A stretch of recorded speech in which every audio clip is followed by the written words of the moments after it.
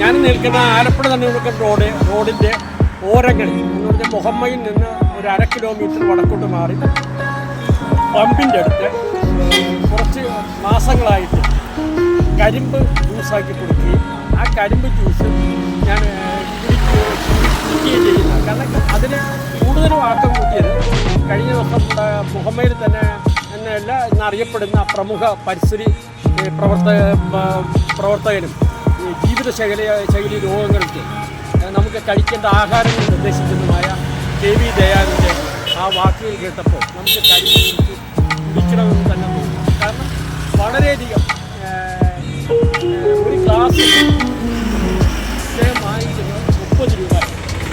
അതുപോലെ തന്നെ കരിമ്പ് രാവിലെ വന്ന് കരിമ്പെല്ലാം കെട്ടി കുലുക്കി നല്ല അവിടെ അതുപോലെ തന്നെ മൂടിയൊക്കെ ഇട്ടിട്ട് രാവിലെ മെഷീനൊക്കെ കഴുകിയാണ് ഈ കരിമ്പ് ജ്യൂസ് എടുക്കുന്നത്.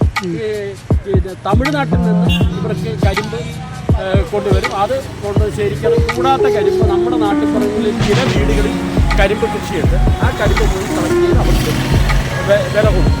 അപ്പോൾ തികച്ചും ഞാനിപ്പോൾ കുടിച്ച് നോക്കി നല്ല ഒരു ഔഷധം പോലുള്ളതാണ്. അതിനെക്കുറിച്ചുള്ള കൂടുതൽ നിർദ്ദേശങ്ങളും കാര്യങ്ങളിലേക്ക് നമുക്ക് പരിസ്ഥിതി പ്രവർത്തനായ KV ദയാലിനോട് തന്നെ ചോദിക്കാം. എൻ്റെ പേര് KV ദയാൽ. ഞാൻ ആലപ്പുഴ ജില്ലയിൽ മുഹമ്മയിലാണ്. 38 വർഷമായി ജൈവ കൃഷി മേഖലയിൽ നിൽക്കുന്ന ആളാണ്. ഞങ്ങൾക്ക് മനുഷ്യ ശരീരത്തിന് ഏറ്റവും അപ്രോപ്രിയേറ്റ് ആയിട്ടുള്ള കാർബോഹൈഡ്രേറ്റ് അന്വേഷിക്കുകയും അത് കൃഷി പ്രോത്സാഹിപ്പിക്കുകയും ചെയ്യുന്ന ആളാണ്. എനിക്ക് മനസ്സിലായിട്ടുള്ളത് ഇന്ന് ഭൂമിയിൽ ഏറ്റവും നല്ല കാർബോഹൈഡ്രേറ്റ് മനുഷ്യ ശരീരത്തിന് അപ്രോപ്രിയേറ്റായ കാർബോഹൈഡ്രേറ്റ് എന്ന് പറയുന്നത് കരിമ്പിൻ്റെ ജ്യൂസിനകത്താണുള്ളത്. കരിമ്പിൻ്റെ ജ്യൂസിനകത്ത് കാർബോഹൈഡ്രേറ്റും ഷുഗറും ഇത് മനുഷ്യ ശരീരത്തിന് വേണ്ട അപ്രോപ്രിയേറ്റ് കാർബോഹൈഡ്രേറ്റ് ആണ്. ഈ കാർബോഹൈഡ്രേറ്റ് കരിമ്പിൻ്റെ ജ്യൂസിനകത്ത് അവക്കാഡോ എന്ന് പറയുന്ന fat, water soluble invisible fat അടിച്ചു കഴിഞ്ഞാൽ ഒരു സമ്പൂർണ്ണ ഭക്ഷണമായി. ഇപ്പം നമ്മൾ കൊടുത്തിട്ടിരിക്കുന്നത് കരിമ്പിൻ ജ്യൂസിനകത്ത് അവക്കാഡോ അടിച്ച് പാലില്ലാത്ത കുട്ടികൾക്ക് അതുവരെ കൊടുത്തിട്ടിരിക്കുന്ന സാധനമാണ്. മനുഷ്യ ശരീരത്തിന് ഏറ്റവും അനുയോജ്യമായ കാർബോഹൈഡ്രേറ്റ് ഉള്ളത് കരിമ്പിൻ ജ്യൂസാണ്. ദാഹമകറ്റും എന്നുള്ള ഒരു കുടിവെള്ളം മാത്രമായിട്ട് അത് കണക്കാക്കരുത്. അതൊരു വണ്ടർഫുൾ മെഡിസിനാണ്. ഡയബറ്റിക് ഉള്ളവർക്ക് കഴിക്കാവോ? ഡയബറ്റിക് മാറ്റിയതിന് ശേഷം കഴിക്കാം. ഡയബറ്റിക് മാറ്റിയതിന് ശേഷം മാറ്റാനുള്ള വഴി പറയുന്നുണ്ട്. അവരിപ്പോഴേ തമിഴ്നാട്ടിൽ നിന്ന് കൊണ്ടുവന്നിട്ട് അതിൻ്റെ നാരങ്ങ വെക്കുമോ? അതിൻ്റെ നാരങ്ങ വെക്കേണ്ട കാര്യമൊന്നുമില്ല. നാരങ്ങ നീര് ഇഞ്ചിയും വെച്ചാണ് അവരെടുക്കുക. അത് അതിൻ്റെ ആവശ്യമില്ല. നമ്മളിവിടെ തന്നെ കരിമ്പിൻ ജ്യൂസായിട്ട് എടുക്കുക. അത് ഫ്രിഡ്ജിനകത്ത് വെറുതെ കുപ്പിയിലിട്ട് വെച്ചാൽ സൂക്ഷിച്ച് വെക്കാൻ പറ്റും. എന്നാൽ ഫ്രീസറിൽ സൂക്ഷിക്കാമെങ്കിൽ എത്ര വർഷം വേണമെങ്കിലും കേടുകൂടാതിരിക്കും. അപ്പോൾ നിങ്ങൾ കരിമ്പിൻ ജ്യൂസ് ഒരു നിത്യ ഭക്ഷണമാക്കുക. കരിമ്പിൻ ജ്യൂസിനകത്ത് അവക്കാഡോയും അടിച്ചു കൊടുക്കണമെങ്കിൽ കൊക്കക്കോള കുടിക്കുന്ന കുട്ടികൾ പോലും ഇത് കുടിക്കും. മുല കുടിക്കുന്ന കുട്ടികൾ കുടിക്കും. എല്ലാവർക്കും അനുയോജ്യമായ ഒരു കാർബോഹൈഡ്രേറ്റ് നമുക്ക് കൊടുക്കാൻ പറ്റും. ഇത് കരിമ്പ് കൃഷി വ്യാപകമാക്കുന്ന ഇതിലാണ് ഇപ്പോൾ ഞങ്ങളുള്ളത്. നെല്ല്, അരി, ഗോതമ്പ്, ഓട്സ് പോലെയുള്ളത് നമ്മളുടെ കാർബോഹൈഡ്രേറ്റ് അല്ല. അത് നിരന്തരം കഴിച്ചാൽ അരിഭക്ഷണമാണ് നമ്മളുടെ ഡീജനറേഷനായ ഷുഗറിൻ്റെ കാരണം. ഡീജനറേഷനാണ് ക്യാൻസറും. അതുകൊണ്ട് തന്നെ അരിയിൽ നിന്നും ഗോതമ്പിൽ നിന്നും നാം മാറേണ്ടി വരും. പകരം വയ്ക്കാനുള്ള ഒരു നന്നാന്തരം കാർബോഹൈഡ്രേറ്റാണ് കരിമ്പിൻ്റെ ജ്യൂസ്. അതേ ഇനി കൃഷി നടക്കും. കേരളത്തിൽ നെൽകൃഷി കാലാവസ്ഥ തകടം മറിഞ്ഞതോടുകൂടി ബുദ്ധിമുട്ടാണ്, ചിലവ് കൂടുതലാണ്. അപ്പോൾ നമ്മളിപ്പോൾ റോഡരികിൽ കണ്ടു കഴിഞ്ഞാൽ അത് ജ്യൂസ് വെറും ജ്യൂസായിട്ട് ഐസിടാതെ തന്നെ വാങ്ങുക, അപ്പോൾ കുടിക്കുക. ഫ്രിഡ്ജിനകത്ത് വെച്ച് 2 ദിവസം വേണം ഉപയോഗിക്കാം. കൂടുതൽ നാൾ എന്നും കിട്ടില്ലല്ലോ. കൂടുതൽ നാൾ നമുക്ക് ഫ്രീസറിൽ ഓരോ ദിവസത്തേക്കുള്ളത് പാക്കറ്റിലാക്കി അവിടെ വെച്ചാൽ ഐസാക്കി സൂക്ഷിക്കാം. പറ്റുന്നവരെല്ലാവരും തന്നെ ഇപ്പോൾ കരിമ്പ് ജ്യൂസ് തമിഴ്നാട്ടുകാർ വന്നിട്ടാണ് ജ്യൂസ് കൊടുക്കണേ. അതിൻ്റെ ശുദ്ധിയൊക്കെ പറ്റി നമുക്ക് സംശയം വരാം. നമ്മുടെ നാട്ടിൽ എന്തുകൊണ്ട് ഒരു വീട്ടമ്മയ്ക്ക് ഒരു യൂണിറ്റ് തുടങ്ങിക്കൂടാ? കരിമ്പിൻ ജ്യൂസും ഫ്രൂട്ട്സുകളും സകലതും അടിച്ചു കൊടുക്കുന്ന ഒരു യൂണിറ്റുകൾ ഇനി ഡിമാൻഡാകാൻ പോവുകയാണ്. കാരണം ആധുനിക ചികിത്സാശാസ്ത്രം ഫങ്ഷണൽ മെഡിസിനിലേക്ക് മാറുകയാണ്. അതായത് ബയോമെഡിസിനിലേക്ക്, കെമിക്കൽ മെഡിസിനിൽ നിന്നും ബയോമെഡിസിനിലേക്കും, ബയോമെഡിസിനിൽ നിന്നും ഫങ്ഷണൽ മെഡിസിനിലേക്ക് പോവുകയും ചെയ്യുകയാണ്. ഈ ഫങ്ഷണൽ മെഡിസിനിലേക്ക് ആധുനിക ചികിത്സാശാസ്ത്രം വരുമ്പോൾ സിവിയർ ആയിട്ടുള്ള സകല പേഷ്യൻസിനും അവരെഴുതാൻ പോകുന്നത് കരിമ്പിൻ ജ്യൂസാണ്.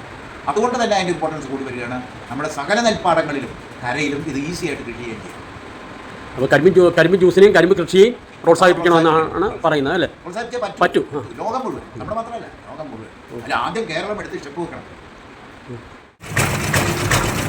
आपका नाम नौशाद अपना देश यूपी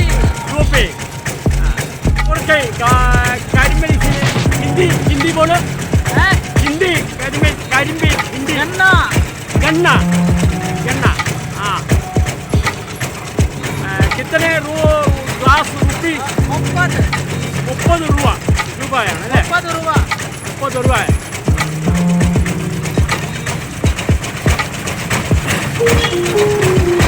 കണ്ണ കളക്ട് വിദേശിക്ക് കളക്ട് കണ്ണ തമിഴ്നാട് നിന്ന് ശരി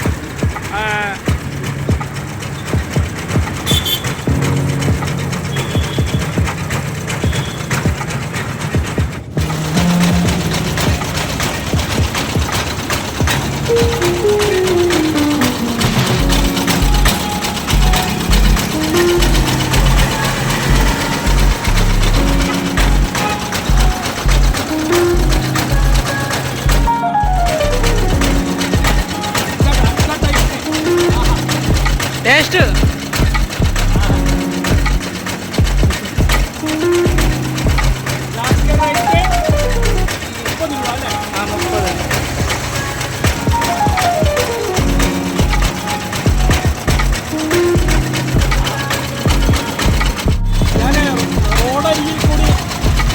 വണ്ടിയെ പോകുമ്പോൾ മിക്കവാറും കാണും നമ്മുടെ ഉത്സവ സ്ഥലങ്ങളായാലും റോഡരികിലെല്ലാം നമ്മുടെ ആലപ്പുഴ മുതൽ ചെറുപ്പനാണെങ്കിൽ എല്ലാ സ്ഥലങ്ങളിലും കരിമ്പിൻ്റെ ജ്യൂസാണ് നമ്മളത് സാധാരണ നമ്മൾ കഴിക്കത്തില്ലായിരുന്നു കഴിഞ്ഞ ദിവസം ഞാൻ നമ്മുടെ നാട്ടിൽ തന്നെ അറിയപ്പെടുന്ന കേരളത്തിൽ തന്നെ അറിയപ്പെടുന്ന പ്രമുഖ പരിസ്ഥിതി പ്രവർത്തകരും അതുപോലെ തന്നെ ജീവിതശൈലി രോഗങ്ങൾക്ക്